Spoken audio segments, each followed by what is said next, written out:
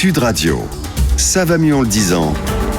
Jean Dorido. Bonjour Jean. Bonjour Jean-Marie, bonjour à tous. Docteur en psychologie, fondateur de l'application Zenfi. On revient sur cette information rocambolesque qui est venue cette semaine. Un jeune homme de 26 ans, prénommé Alex, interpellé à Ézines, près de Bordeaux. Il aurait avoué lors de sa garde à vue un projet d'attentat, en tout cas d'action violente, une tuerie de masse.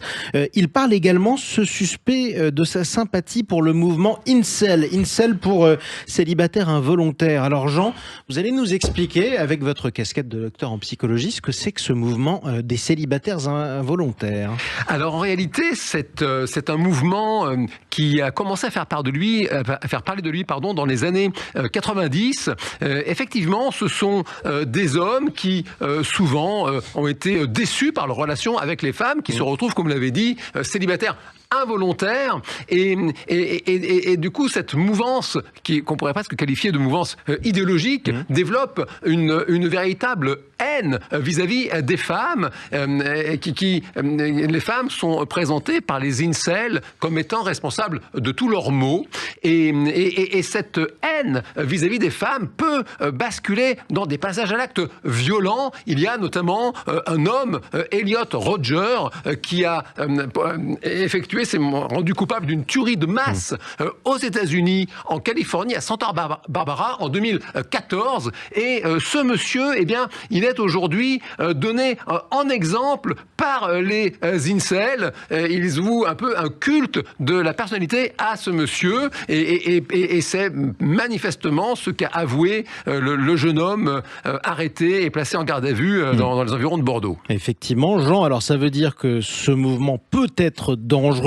Est-ce qu'on sait comment un jeune devient incel, on va le redire comme ça, aujourd'hui en France? Alors écoutez, ça se passe majoritairement via les réseaux sociaux, parce que l'idéologie incel, si vous voulez, on ne peut pas vraiment parler de mouvement organisé à proprement parler. C'est gazeux, quoi. C'est une nébuleuse, c'est tout à fait flou, c'est une espèce d'idéologie, et c'est sur les réseaux sociaux que ça se passe, parce que les jeunes hommes, eh bien, ils ont accès à des blogs, ils ont accès à des coachs, souvent qui se présentent comme des coachs en séduction, qu'ils peuvent retrouver sur YouTube, sur Instagram, et même participer à des forums sur des applications du type Discord. Et donc ils s'énervent parce que ça marche pas, quoi.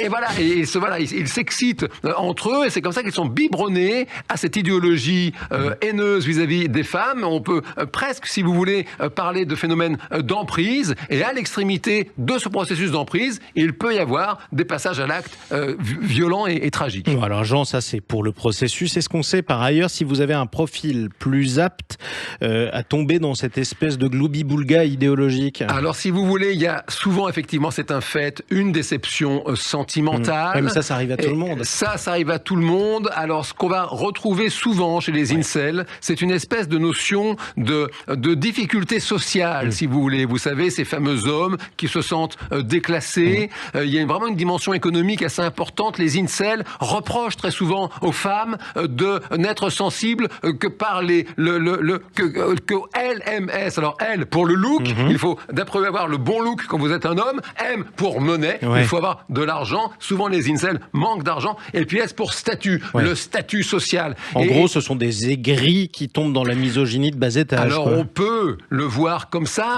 Si les personnes qui nous écoutent aiment lire, eh bien c'est vraiment le moment de relire l'extension du domaine de la lutte de Michel Houellebecq, qui déjà en 1994, il y a 30 ans, décrivait ce genre d'hommes en difficulté avec les femmes, avec un statut social, c'est un fait, pas très valorisant, et le livre raconte l'histoire du périple de ce monsieur. Bon, alors maintenant, Jean, comment on peut prévenir ces formes très minoritaires mais spectaculaires de radicalisation violente? Écoutez, c'est toujours du côté de la prévention qu'il faut regarder, parce qu'une fois qu'une personne est sous emprise, il est hélas trop tard, et au premier chef de la prévention, on va trouver bien sûr la mixité. C'est vraiment dans la mixité, dès le plus jeune âge, que se construit une altérité positive, une rencontre positive de l'autre.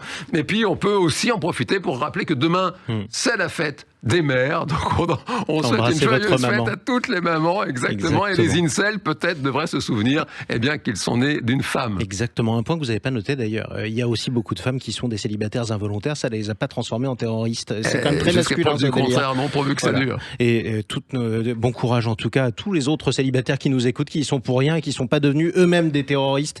Pas d'amalgame, on va le dire comme ça. Merci Jean Dorido. Le bonheur est une science exacte. À deux ou tout seul, ça c'est pas grave, ou même à plus. En tout cas, c'est publié chez Larousse, c'est votre livre, on vous retrouve bientôt. Avec plaisir, Jean-Marie.